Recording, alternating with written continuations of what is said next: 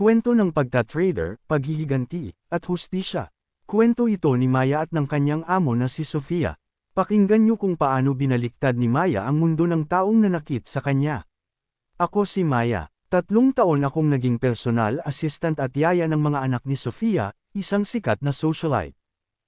Hindi lang bata ang inalagaan ko. Ako ang taga-tago ng sikreto niya. Ako ang taga-bili ng regalo para sa mga affairs niya. Ako ang taga-linas kapag lasing siya. At ako ang sumasalo ng lahat ng mura niya kapag bad mood siya.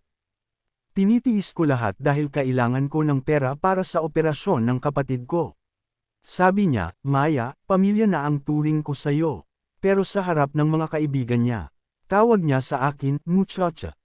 Isang gabi, nawala ang mamahaling diamond necklace niya. Alam kong hindi ako ang kumuha. Pero dahil gusto niyang makuha ang insurance money, ako ang sinisisi niya.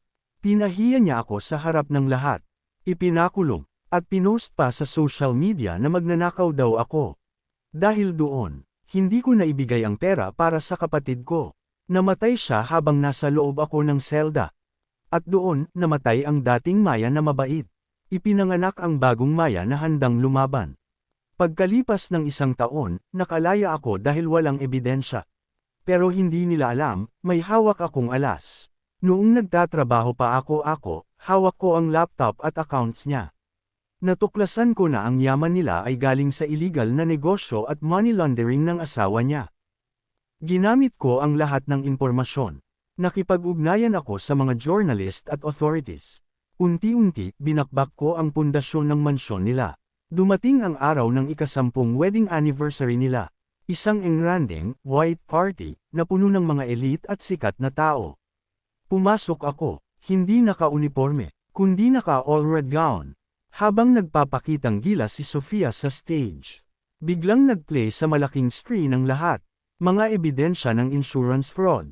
Mga chat tungkol sa illegal activities.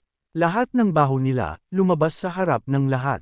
Lalapit ako sa kanya habang pinalilibutan na sila ng mga pulis.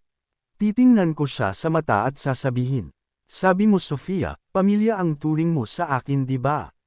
Bilang pamilya, heto ang regalo ko sa iyo. Ang katotohanan, umalis ako habang nagkakagulo sila.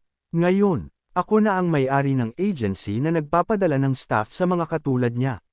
Pero sa agency ko, respeto ang batas, at ang mga amo na katulad niya. Ibinabagsak, grabe no, huwag maliitin ang taong nasa ilalim mo. Dahil ang taong marunong magtiis at magtago ng galit. Pag siya gumanti, walang huhusga. At tandaan, kapag inapi mo, kayang ibagsak pati ang buong pagkatao mo.